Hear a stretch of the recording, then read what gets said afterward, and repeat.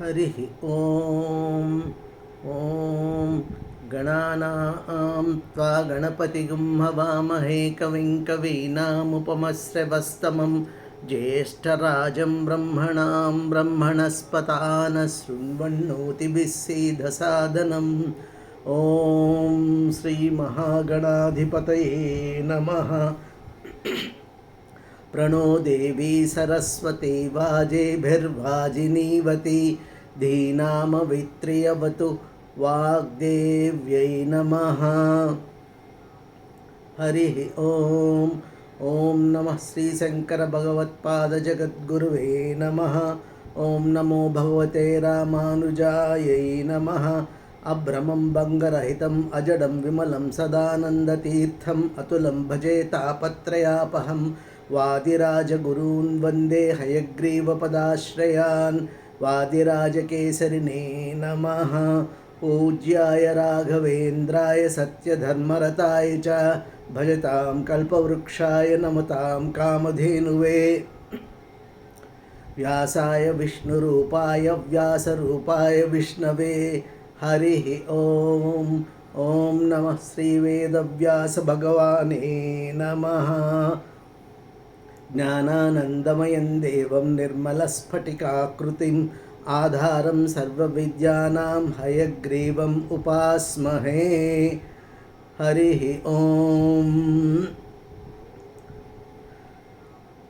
ॐ पूर्णमदः पूर्णमिदं पूर्णात् पूर्णमुदच्यते पूर्णस्य पूर्णमादाय पूर्णमेवावशिष्यते। ॐ शान्तिः शान्तिः शान्तिः। డియర్ ఫ్రెండ్స్, ఇవాళ సాక్షాత్తు మహావిష్ణువు అవతారమైనటువంటి వ్యాస భగవానుని జన్మదినం మనము వ్యాస పౌర్ణమిగా జరుపుకుంటున్నాము.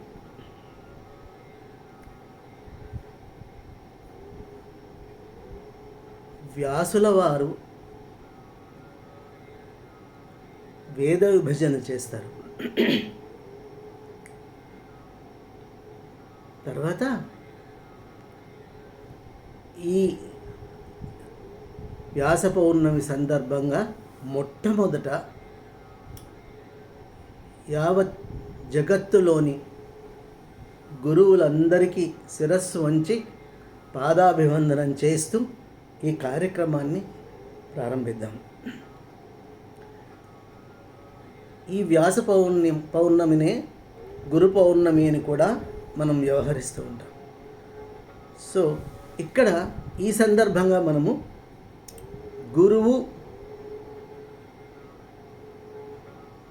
గురువు ప్రాముఖ్యత,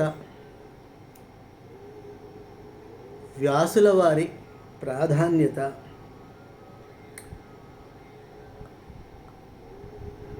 ఆయన జీవిత విశేషాలు కొన్ని తెలుసుకునే ప్రయత్నం చేద్దాం. మాతృదేవో భవ, పితృదేవో భవ, ఆచార్య దేవో భవ, అతిథి దేవో భవ. ఈ 4 మనకు తైత్రీయోపనిషత్తులోని శిక్షావళి నుంచి గ్రహించబడ్డాయి. మొట్టమొదట అంటే శిక్షావల్లి అంటే it's nothing but it's sort, అసలు తైత్రీయోపనిషత్ అంటే it's a sort of curriculum training. అంటే ఒక పాఠశాలలో విద్యార్థికి విద్యాబోధన చేసే విధానాన్ని తైత్రీయోపనిషత్తులో క్షుణ్ణంగా తెలుపబడింది. దానిలోనే మనము మాతృదేవో భవ, పితృదేవో భవ, ఆచార్య దేవో భవ, అతిథి దేవో భవ, సత్యం వద, ధర్మం చర అని చెప్పబడింది. తల్లి మనకు చక్షువును ప్రసాదిస్తే, అంటే జ్ఞానేంద్రియమైనటువంటి కన్ను, తండ్రి దృష్టిని కలుగజేస్తాడు. ఆ దృష్టిని గురువు జ్ఞానమయం చేస్తాడు. దానిని అతిథి సంస్కరించి పుణ్యప్రాప్తి కలుగు చేస్తాడు. అందుకే ఈ నలుగురికి సనాతన ధర్మంలో చాలా ప్రాముఖ్యత ఉంది. తర్వాత సత్యం వద ధర్మం చర, సత్యాన్ని పలుకవలను, ధర్మాన్ని ఆచరించవలను. సో గురువు సత్యాన్వేషణలో ధర్మపథాన్ని మనకు తెలిపేటటువంటి ప్రధానమైన పాత్ర నిర్వహిస్తాడు.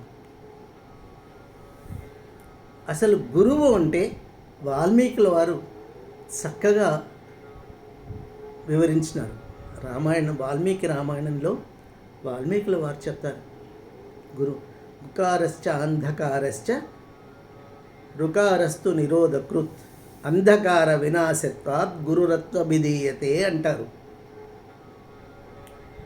అంటే గు అనే అక్షరము అంధకారాన్ని, రు అనే అక్షరము తొలగించేట్టుగా చేస్తుందంట. అంధకారాన్ని అంటే అక్కడ అంధకారం అంటే అజ్ఞాన అంధకారం, జ్ఞానం అనే వెలుగును ప్రసాదించి అజ్ఞానాన్ని తొలగింపజేస్తుంది. అజ్ఞానాన్ని తొలగించడమే కాకుండా మనకు ఉజ్వలమైన వెలుగును ప్రసాదించేటటువంటిగా చేస్తుందంట. ఆ గురువు అనే పదానికి అర్థం ఆ అంధకారాన్ని నాశనం చేసేటటువంటి వెలుగును, అంటే అజ్ఞాన అంధకారాన్ని తొలగించేటటువంటి వెలుగు, జ్ఞానరూపమైన వెలుగును ప్రసాదించేటటువంటి మహత్తరమైన వ్యక్తి గురువు అని అర్థం.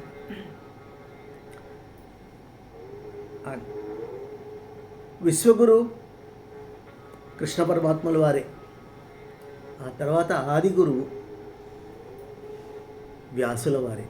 ఎందుకంటే మొత్తం వ్యాసుల వారు వేద విభజన చేసి వేదాన్ని విభజించి లోకానికి అందించిన మహామహులు. అండ్ పంచమ వేదమైన మహాభారతాన్ని ప్రపంచానికి అందించినటువంటి మహోన్నతమైన మహాయోగులు, మహామునులు వ్యాసుల వారు. అండ్ పురాణ ఉత్పత్తి కూడా, పురాణాలను కూడా వ్యాసుల వారే అందజేసినారు. పురాణాలను వ్యాస మహర్షుల వారు తన శిష్యుడైన లోమహర్షునికి ఉపదేశిస్తే ఆయన తన శిష్యులైనటువంటి అగ్నివచ్చుడు, మైత్రేయుడు, సాంశపాయనుడు, కాశ్యపుడు, సావర్ణి, ఆకృతవ్రణుడు అనే 6 మంది శిష్యుల ద్వారా ఈ లోకానికి ఈ పురాణ జ్ఞానాన్ని అందజేసినారు. సో వ్యాసుల వారు లేనిదే ఏమీ లేదు. అండ్ సాక్షాత్తు జ్ఞానరూపమే సాక్షాత్తు విష్ణువే వ్యాసుల వారు. అండ్ వ్యాసుల వారు ఇవి అందించడమే కాకుండా వేదం ఇట్ ఈస్ నాట్, అంటే సామాన్య ప్రజానీకానికి అందుబాటు కానటువంటి జ్ఞానం వేదం. It's very tough to understand Vedic literature. అందుకని వేదం నుంచి ఉపనిషత్తులు తీసుకొనబడ్డాయి. ఆ ఉపనిషత్తులను కూడా సంగ్రహించి బ్రహ్మసూత్ర రచన చేస్తారు. షడ్దర్శనాలలో అంటే న్యాయము, సాంఖ్యము, వైశేషికము, యోగము, మీమాంసా దర్శనం. మీమాంసలో ఉత్తర మీమాంస, పూర్వమీమాంస. సో ఆ మీమాంసా శాస్త్రంలో బ్రహ్మసూత్ర రచన చేసి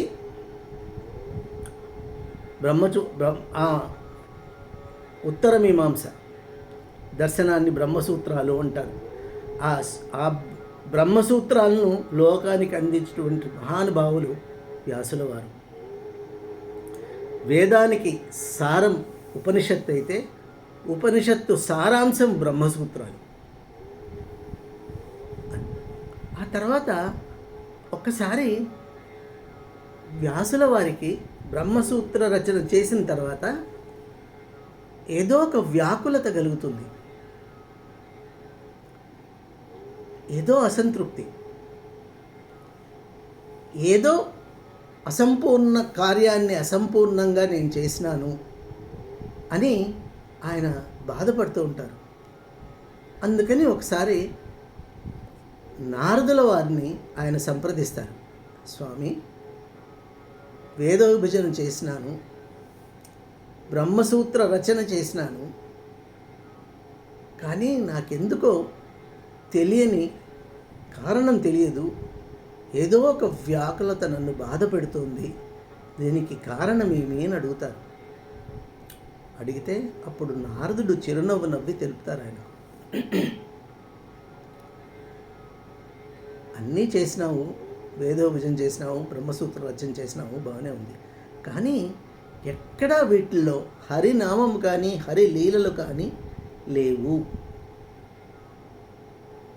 సో హరినామస్మరణం లేనిది, హరిలీలలు లేని కావ్యము హరి మెచ్చుతాడా? అది పోతన గారి భాగవతంలో చక్కగా వర్ణింపబడింది. నారదుడు అంటారు, హరినామస్తుతి సేయు కావ్యము సువర్ణాం భోజహంసావళి సురుచి భ్రాజితమైన మానస సరస్ఫూర్తిన్ వెలుంగొందు, హరినామస్తుతి లేని కావ్యము విచిత్రార్థాన్వితంబయ్యు శ్రీకరమయ్యుండదయోగ్య దుర్మలినవత్కాకోల గర్తాకృతిన్ అంటాడు. అంటే హరినామస్మరణ కలిగినటువంటి కావ్యము మానస సరోవరంలో ఉండేటువంటి హంసలు, హంస అంటే స్వచ్ఛతకు ప్రతిరూపం హంస, జ్ఞానస్వరూపం. సో అటువంటి జ్ఞానము శ్రీహరి లీలల ద్వారానే వర్ణింపబడాలి. అట్లా వర్ణించబడినప్పుడే శ్రీహరి అంటే విష్ణువు దానిని ఆదరిస్తాడు.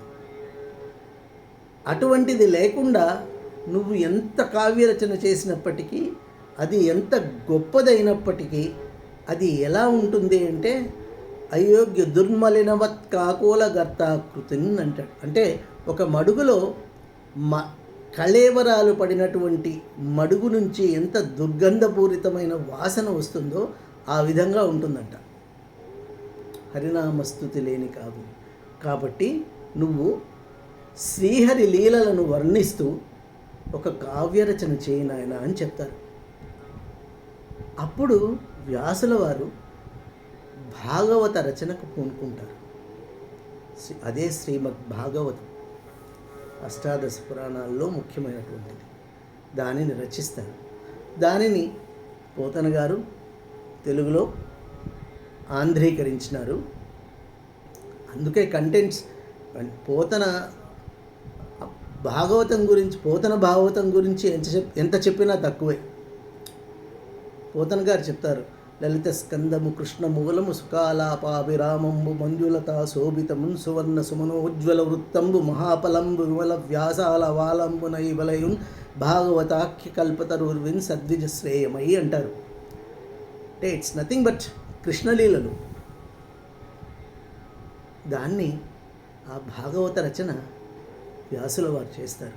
దాన్ని తెలుగులో ఈయన పోతన గారు ఆంధ్రీకరిస్తారు.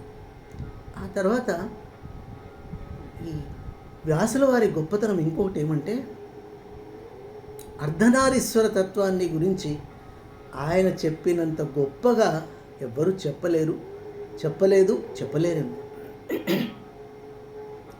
ఎందుకంటే విశ్వనాథాష్టకంలో చెప్తారు ఆయన, గంగాతరంగ రమణీయ జటాకలాపం గౌరీ నిరంతర విభూషిత వామభాగం నారాయణ ప్రియమనంగ మదాపహారం వారాణసీపురపతిం భజ విశ్వనాథం. వాచామగోచరమనేక గుణస్వరూపం వాగీశ విష్ణు సురసేవిత పాదపీఠం వామేన విగ్రహవరేణ్య కళత్రవంతం వారాణసీపురపతిం భజ విశ్వనాథం. అంటే అర్ధనారీశ్వర తత్వాన్ని ఇంతకంటే గొప్పగా ఎవరు వర్ణించలేరు.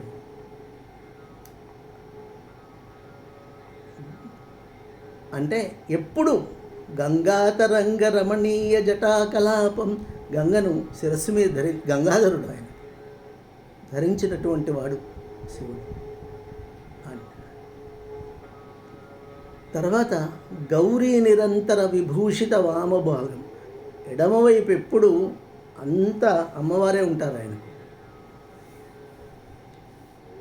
సో తన దేహంలో సగభాగాన్ని అమ్మవారికి అంకితం చేస్తారు ఆయన. సో అదే అర్ధనారీశ్వర తత్వం. అర్ధనారి అంటే ఎవరు అంటే పార్వతీదేవి. అండ్ అక్కడ ఇంకొకటి ఏమంటే సిగ్నిఫికెన్స్, గంగాధర్ల వారి సిగ్నిఫికెన్స్ ఏమి అంటే మనిషే కాదు ఏ ప్రాణైనా సరే బతకడానికి కావలసినవి ఏవి అంటే వాయువు లేనిదే ఆయువు లేదు, శక్తి, జలం, ఈ మూడింటి సమిష్టి కలయికే గంగాధర స్వరూపం. అండ్ తర్వాత వాచామగోచరం అనేక గుణస్వరూపం అంటే ఎన్ని విధాలుగా ఉన్నాడో జగత్తులో వ్యాపించి ఉన్నాడో ఆయన, అది చెప్పడానికి అలవి కాదు. అండ్ ఎప్పుడు బ్రహ్మ, విష్ణువు, దేవతలు ఆయన్ను కొలుస్తూనే ఉంటారు. వాగీశ అంటే ఇక్కడ వాక్కుకు ఈశ్వరుడు అంటే బ్రహ్మదేవుడు. విష్ణు సురసేవిత పాదపీఠ, ఎప్పుడూ ఆయన పాదపీఠాన్ని వీళ్ళు కొలుస్తూనే ఉంటారు. బ్రహ్మ, విష్ణు, సురలు అంటే దేవతలు ఎప్పుడూ కొలుస్తూనే ఉంటారంట. అండ్ వామేన విగ్రహవరేణ్య కళత్రవంతం అంటే కళత్రము అంటే భార్య, సతీమణి. సో ఆయనలో సగభాగం ఆయన భార్య. సో ఆ అర్ధనారీశ్వర తత్వాన్ని ఇంతకంటే గొప్పగా ఎవరు వర్ణించలేరు. అసలు ఈ అర్ధనారీశ్వర తత్వం వేరే ఎక్కడా లేదు, ఒక్క సనాతన సంప్రదాయంలోనే ఉంది. ఇంకోటి ఏంటంటే ఈ సనాతన సంప్రదాయంలో స్త్రీ పాత్ర, చాలామంది అడిగారు నన్ను స్త్రీ పాత్ర గురించి చెప్పండి. సనాతన సంప్రదాయం ఆత్మజ్ఞానానికి సంబంధించిన విషయం. సో ఆత్మకు లింగభేదం లేదు, శరీరానికే లింగభేదం. సో ఆత్మ పరమాత్మ అంతే. అవి ముగ్గురు మన మతాచార్యులు అద్వైతం ఒక రకంగా చెప్తుంది, విశిష్ట అద్వైతం ఇంకొక రకంగా చెప్తుంది, ద్వైతం ఇంకొక రకంగా చెప్తుంది. కానీ అట్ ది సేమ్ టైం అంటే లేదు అంటే అక్కడ పురుషుడే అని కాదు, పురుషుడు ప్రకృతి, పురుషుడు స్త్రీ. సో రెండూ ఒక్కటే అని చెప్పడమే అర్ధనారీశ్వర తత్వం అర్థం. సో ఆయన రెండూ సమానమే. పురుషుడు ముఖ్యంగా ఈశ్వరుడు లయకారుడు, అండ్ లయకారానికి దానికి శక్తి కావాలి, శక్తి స్వరూపిణి అమ్మవారు. సో సగం భాగం ఆయనకి ఎప్పుడూ అమ్మవారే ఉంటుంది అక్కడ. ఇది అర్ధనారీశ్వర తత్వం.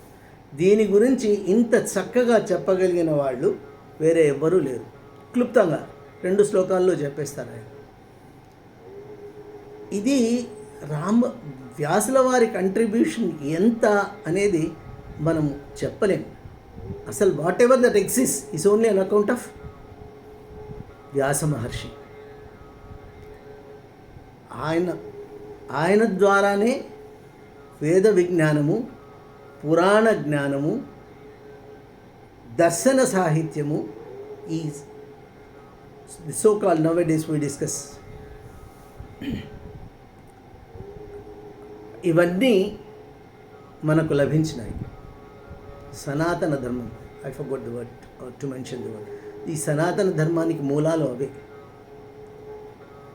సో దర్శన సాహిత్యం కూడా, దర్శన సాహిత్యంలో ముఖ్యమైనటువంటిది ఈ బ్రహ్మసూత్రాలు, పూర్వమీమాంస, పూర్వమీమాంస ఉత్తర మీమాంస రెండింటినీ కలిపి షోడశ లక్షణి అంటారు. పూర్వమీమాంసకు ద్రష్ట జైమిన్యాచార్యుల వారు, ఉత్తర మీమాంసకు ద్రష్ట వ్యాసుల వారు, బాదరాయణ వ్యాసుల వారు, ఆయనే వ్యాసుల వారు. సో ఈ సనాతన ధర్మానికి మూలం వ్యాస మహర్షి. ఆయన లేకపోతే ఈ సనాతన ధర్మమే లేదు. ఆ తర్వాత ఈ సనాతన ధర్మాన్ని ఉద్ధరించిన వారిలో ముఖ్యంగా చెప్పుకోవాల్సిన వాళ్ళు శంకర భగవత్పాదులు, శ్రీమద్ రామానుజాచార్యులు, మధ్వాచార్యులు. శంకర భగవత్పాదులే లేకపోతే ఈ పొద్దు ఈ సనాతన, మనం ఇంతగా చర్చిస్తున్న ఈ సనాతన ధర్మం అనేది ఇంత వైభవమైన స్థితిలో ఉండగలిగింది కాదేమో. సో ఇదంతా, ఈ జ్ఞానమంతా మనకు ఎక్కడి నుంచి లభిస్తుంది అంటే గురువు ద్వారా లభిస్తుంది. ఆ గురువు ఏ విధంగా ఉండాలి, గురువును మనం ఏ విధంగా అప్రోచ్ చేయాలి. అండ్ ఇట్స్ మై భగవద్గీతలో నాకు చాలా ఇష్టం, దిస్ మై ఫేవరెట్ శ్లోక. ఆ గురువును మనం ఏ విధంగా అప్రోచ్ చేయాలి అనేది కృష్ణ భగవానులే చెప్పినారు. ఆ తర్వాత గురువు మనకు ఏ విధంగా జ్ఞానబోధ చేస్తాడు అనేది కూడా కృష్ణ భగవానులు క్లియర్గా చెప్పినారు భగవద్గీతలో. తద్విద్ధి ప్రణిపాతేన పరిప్రశ్నేన సేవయా ఉపదేక్ష్యంతి తే జ్ఞానం జ్ఞానినస్తత్వదర్శన అంటారు కృష్ణ పరమాత్మల వారు. అంటే తద్విద్ధి ప్రణిపాతేన అంటే శాస్త్రపూర్వకంగా, అంటే అంకిత భావంతో గురువుకు నమస్కరించి, అంటే 100% డెడికేటెడ్లీ, పరిపూర్ణమైన విశ్వాసంతో గురువును ఆశ్రయించి, గురువుకు నమస్కరించి, పరిప్రశ్నేన సేవయా, ఏ సందేహ నివృత్తి మనకు కావాలనో, సందేహం కానీ జ్ఞానం కానీ, ఏ జ్ఞానాన్ని అయితే మనము ఆశిస్తున్నామో ఆ జ్ఞానాన్ని ఆయన్ను ఆశ్రయించాలి, ఆయన్ను కోరుకోవాలి. మనం ఆయన్ను ఆశ్రయించి ఆయన ద్వారా మనం పొందాలి. అండ్ అక్కడ ఉపదేక్ష్యంతి తే జ్ఞానం అంటే we may Aspire for many things which we may deserve, which we may not deserve. మన అర్హతను బట్టి గురువు మనకు ఆ జ్ఞానాన్ని ప్రసాదిస్తారు, కలుగు చేస్తారు. ఆ గురువు ఎటువంటి వాడంటే ద్రష్ట అయి ఉండాలి. మరి జ్ఞానినస్ తద్వస్, ఆ గురువు గారు ఎటువంటి జ్ఞానవంతుడు అయి ఉండాలి అంటే తత్వాన్ని దర్శించినటువంటి జ్ఞాని అయి ఉండాలి. ఆయన అటువంటి గురువు మనకు మన అర్హతను బట్టి మనము ఆయన్ను డెడికేటెడ్గా అప్రోచ్ చేసినప్పుడు, అంటే మనం ఆయన మీద సంపూర్ణ విశ్వాసంతో, నమ్మకంతో ఆయనను ఆశ్రయించి, ఆయనకు నమస్కరించి, ఆయన శరణు వేడినప్పుడు మనకు అర్హతను బట్టి ఆయన విద్యాబోధ చేస్తారు. ఇది కృష్ణ భగవానుల వారు భగవద్గీతలో చెప్పిండేది. సో అక్కడ గురువు శిష్యుడు అనేటప్పటికీ అంత డెడికేటెడ్గా మనం ఉండాలి. ఆ తర్వాత మన ఎలిజిబిలిటీని బట్టి ఆయన గురువు మనకు జ్ఞానబోధ చేస్తారు. సో ఈ విధంగా వ్యాస భగవానుల వారు అమూల్యమైన సేవ చేసినారు మనకు. సో అటువంటి వ్యాస భగవానునికి మనస్ఫూర్తిగా నమస్కరిస్తూ మీ దగ్గర సెలవు తీసుకుంటున్నాను. ఓం నమో నారాయణాయ. Thank you very much.